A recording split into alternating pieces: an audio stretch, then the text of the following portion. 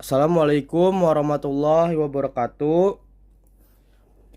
Pada video kali ini saya akan menjelaskan tentang telco churn dari mata kuliah Praktikum Sistem Telekomunikasi 2. Sebelumnya, izin memperkenalkan diri. Nama saya M. Faik Maulitiansa dengan NIM 2309751 dari Program Studi Sistem Telekomunikasi. Baik, apa itu telco churn? Telco churn adalah istilah yang digunakan dalam industri telekomunikasi atau telco untuk menggambarkan pelanggan yang berhenti berlangganan layanan suatu perusahaan. Misalnya, pelanggan berhenti menggunakan layanan internet, TV kabel, atau nomor telepon dari sebuah provider.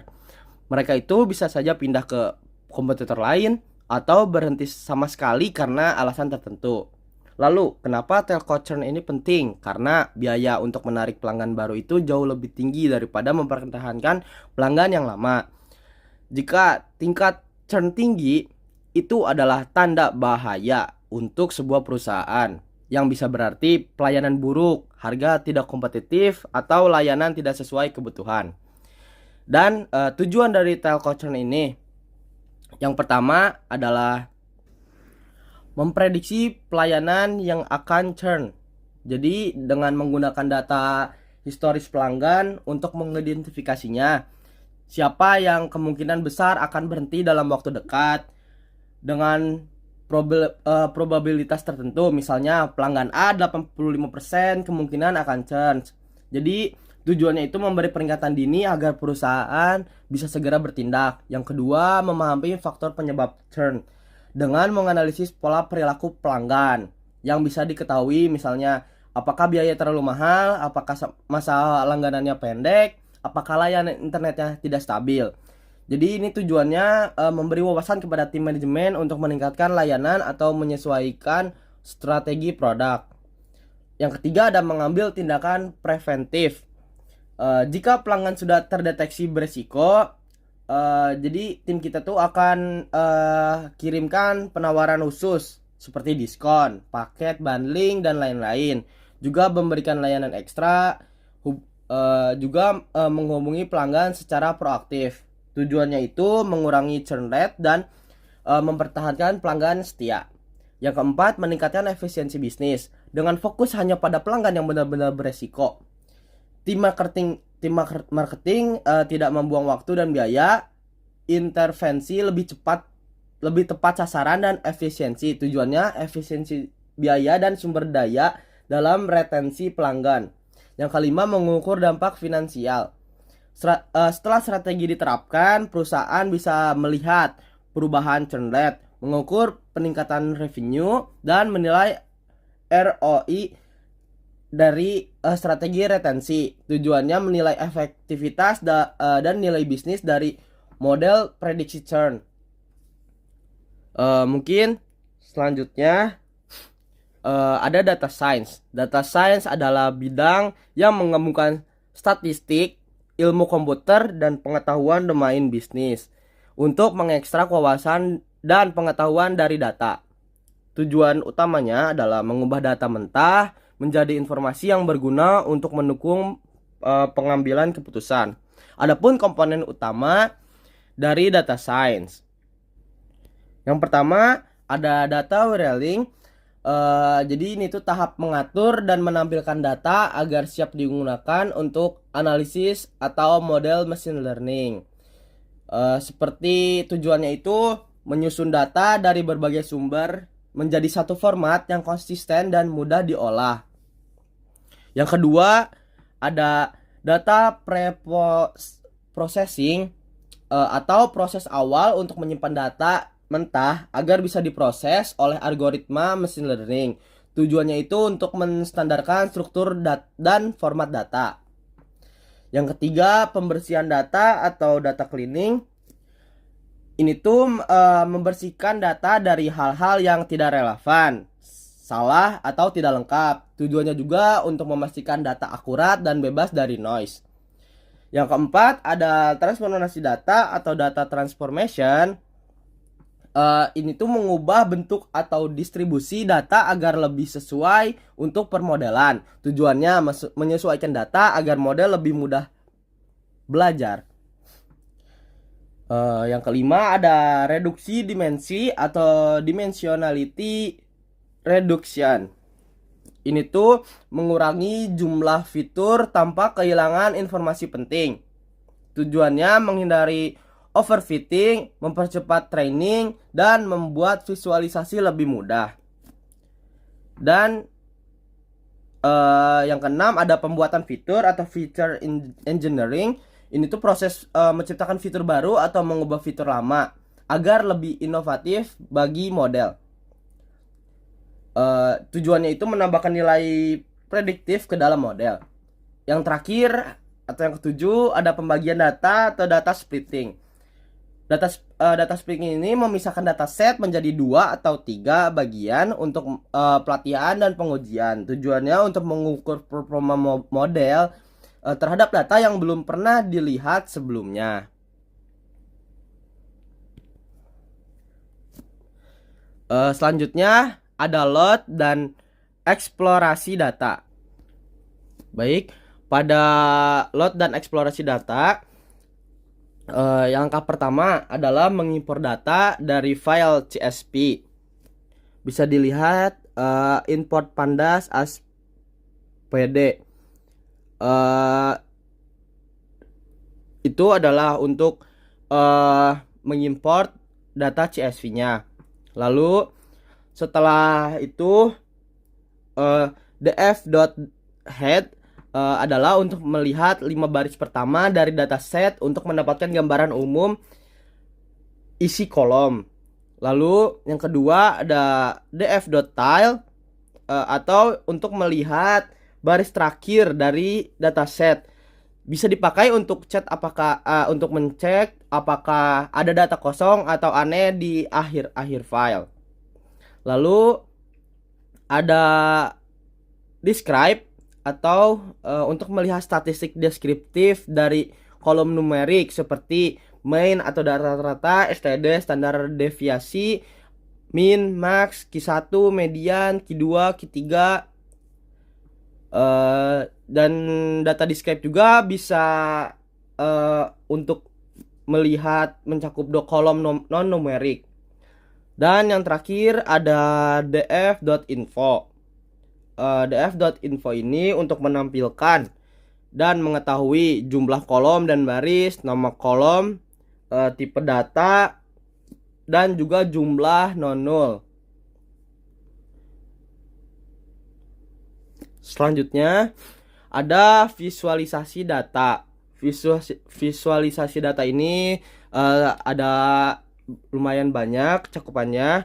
Yang pertama ada histogram.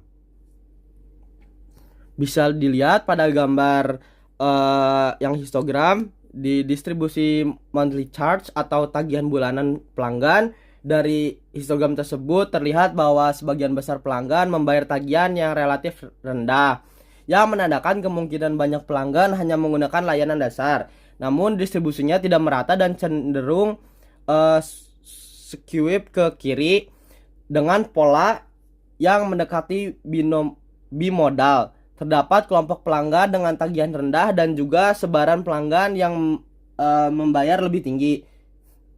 Sementara itu pada distribusi tenure atau lama pelanggan berlangganan, histogram ini membentuk U yang mengidentifikasikan bahwa sebagian besar pelanggan berada di dua ujung spektrum waktu, yaitu pelanggan yang baru saja bergabung dan pelanggan yang sudah lama berlangganan. Sedangkan jumlah pelanggan dengan masa langganan sedang sekitar 20-60 bulan lebih sedikit. Perbedaan utama antara keduanya terletak pada fokus analisisnya.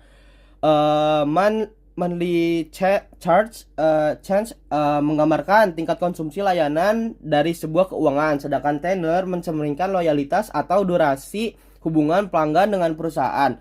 Kombinasi keduanya sangat penting dalam analisis churn karena pelanggan dengan tagihan rendah dan masa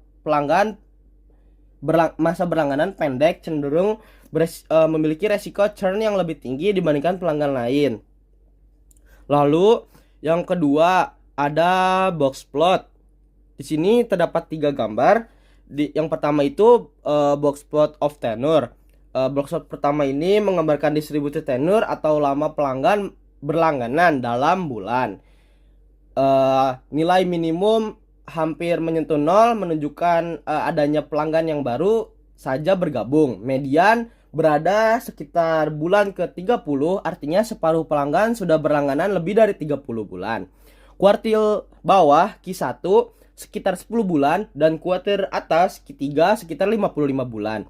Menunjukkan sebaran yang cukup luas. Tidak terdapat outlier yang mencolok. Persebaran data tampak simetris.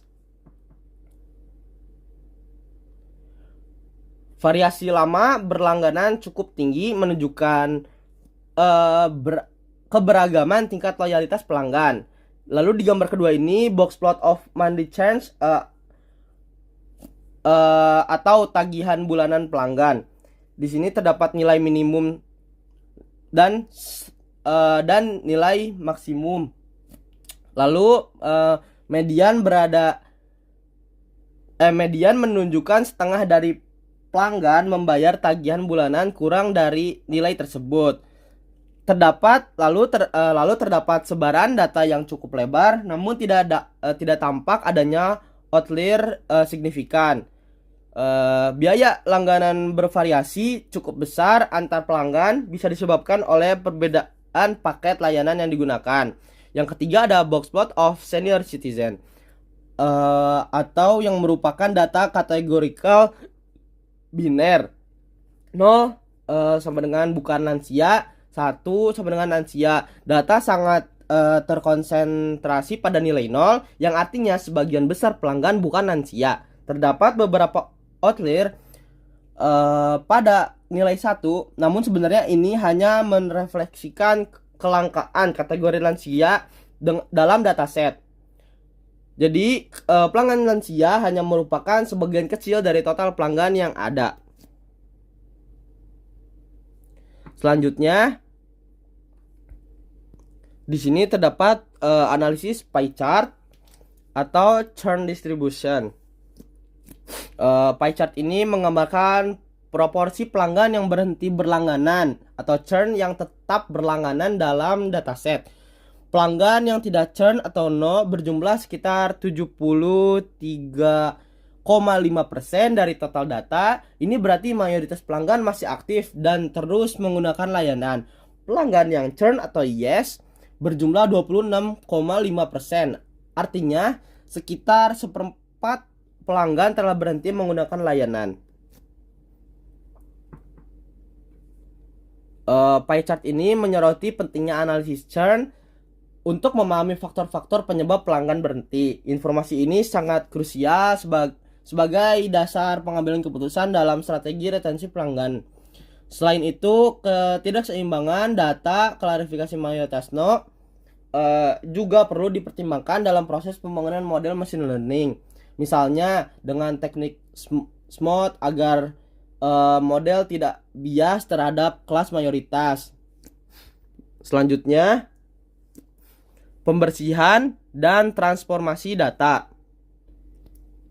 Bisa dilihat pada gambar yang sebelah kanan, itu adalah pembersihan data. Pembersihan data ini adalah proses mengidentifikasi dan memperbaiki data yang tidak lengkap, tidak konsisten atau salah agar analisis dan permodelan bisa akurat. Salah satu masalah umumnya adalah missing value atau nilai kosong. Di sini bisa menggunakan kode isna.sum. Ini tuh digunakan untuk mengecek jumlah nilai kosong di setiap kolom. Lalu bisa dilihat dari contoh di atas, terlihat bahwa kolom total charge memiliki nilai kosong. Lalu kenapa pembersihan ini penting? Karena model tidak bisa dilatih dengan data kosong. Missing value juga bisa menyebabkan hasil yang tidak akurat atau bias. Tahap ini itu penting sebelum masuk ke data processing dan modeling. Lalu selanjutnya ada transformasi data. Apa itu transformasi data? Jadi ini tuh adalah proses mengubah bentuk atau struktur data agar lebih cocok untuk dianalisis atau dimasukkan ke model. Tujuannya agar data menjadi lebih terstandarisasi, lalu pola dalam data lebih mudah dikenali oleh model, dan juga kinerja model meningkat. Bisa dilihat pada gambar sebelah kiri, transformasi data tersebut ditunjukkan dalam kode tersebut bagaimana proses standarisasi nilai kategori agar lebih seragam dan mudah diproses dalam analisis atau permodalan machine learning. Bisa dilihat pada DF multiple lines, kolom multiple awalnya memiliki nilai no phone service untuk pelanggan yang tidak memiliki layanan telepon. Nilai tersebut diganti menjadi 0 agar lebih konsisten dengan pelanggan lain yang memang tidak menggunakan layanan multiple lines. Tujuannya itu untuk menyamakan makna, tidak memiliki layanan tanpa membedakan jenisnya. Mungkin saya cukup menjelaskan poin yang satu saja. Selanjutnya ada training model. Training model ini memiliki banyak cakupannya. Saya akan menjelaskan tentang split data.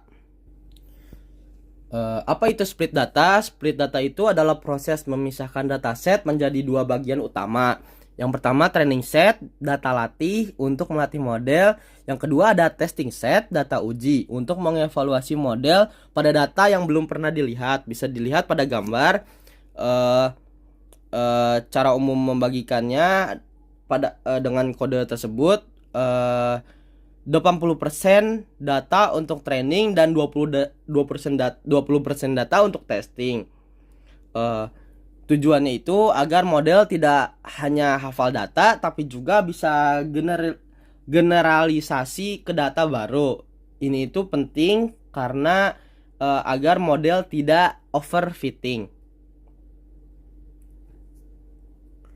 Lalu yang kedua ada smooth. Apa itu smooth? Adalah teknik untuk menyeimbangkan data yang tidak seimbang atau imbalance dataset dengan cara menambahkan data minoritas secara sintetis.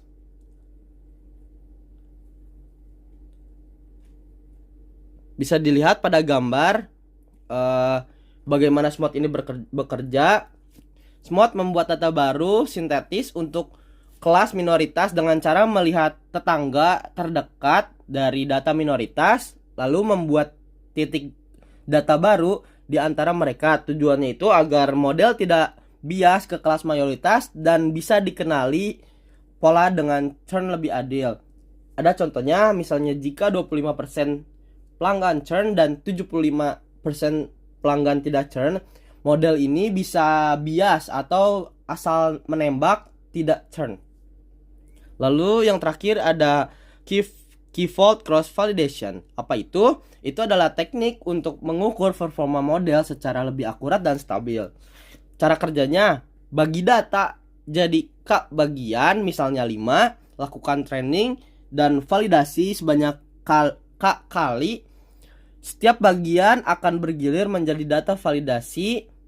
Hasil akhirnya rata-rata performa dari semua fault.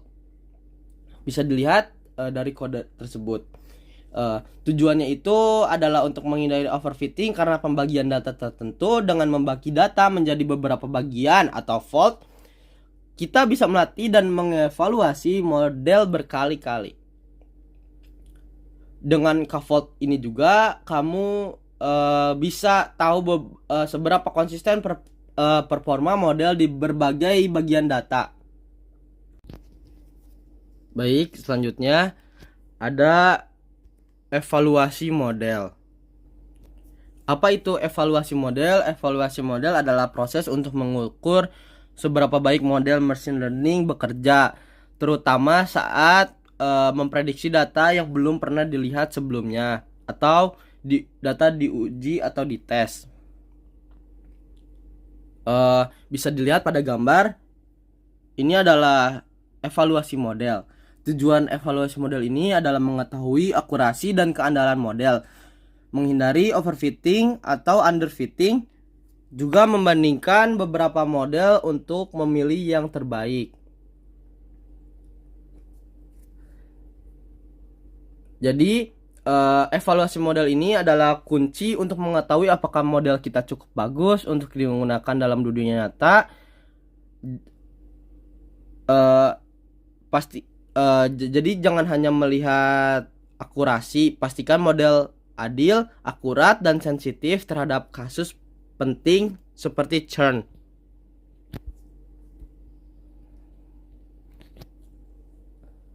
Selanjutnya, kesimpulan. Prediksi churn pelanggan merupakan langkah strategis bagi perusahaan telekomunikasi untuk mengantisipasi kehilangan pelanggan secara proaktif. Dalam proses ini dilakukan berbagai tahapan penting, mulai dari data reeling dan processing untuk membersihkan dan menyiapkan data, hingga pembuatan fitur dan transformasi data yang membantu model memahami pola yang tersembunyi. Selanjutnya, data dibagi menjadi data latih dan data uji, memastikan model dapat belajar dan diuji dengan adil karena data churn seringkali tidak seimbang. Teknik SMOT digunakan untuk menyeimbangkan jumlah antara pelanggan yang churn dan tidak churn. Proses evaluasi dilakukan secara cermat menggunakan keyword cross validation untuk mengukur kestabilan model serta metrik seperti akurasi, precision, recall, dan F1 score untuk menilai kualitas prediksi. Hasil evaluasi menunjukkan bahwa model dapat mengenali pelanggan yang berpotensi churn dengan cukup baik. Dengan pendekatan data science yang menyeluruh ini, perusahaan dapat memanfaatkan hasil prediksi untuk menyusun strategi retensi pelanggan yang lebih efektif dan berbasis data. Sekian video presentasi dari saya. Mohon maaf apabila ada salah.